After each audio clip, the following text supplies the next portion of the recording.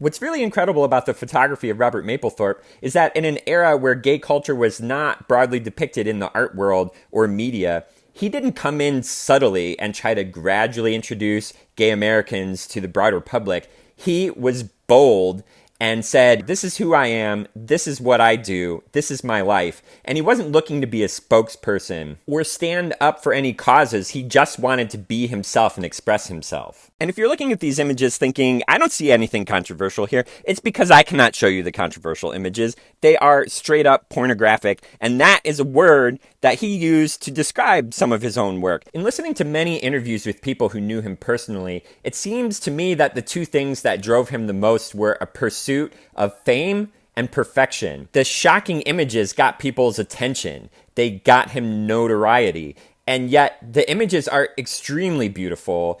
The tonal range is excellent. There's lots of contrast. And all of the images, from the male models to celebrity portraiture to flowers, are absolutely gorgeous. And you can see this pursuit of perfection. Mapplethorpe's most photographed subject, other than himself, was Patti Smith. They met right out of college and at first had a romantic relationship that became a friendship, and they inspired each other early on and acted as each other's muse, and Smith said that they were soulmates. To me, this image is the most symbolic of his work, because what he did in the late 70s and early 80s was take this gay BDSM subculture and bring it out into full public view. And that's what he's doing with his subjects here. They're not in the bedroom, they're in the family room where a traditional family portrait would be taken. One other common criticism that I'd like to bring up that's exemplified by this photo is that he sexually objectified the black male. You don't see any features of this person other than their member and the clothing that they have on.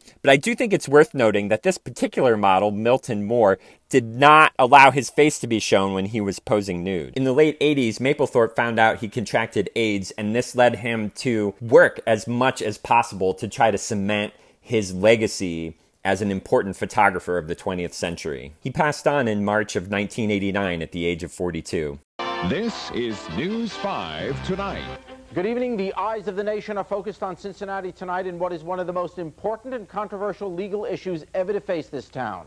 The Contemporary Arts Center and director Dennis Barry are charged with obscenity for 7 pictures in the Robert Mapplethorpe art exhibit. Art on trial! Art on trial! Art on trial. That's what the 200 protesters outside the courthouse were saying, and they were saying art on trial is an outrage.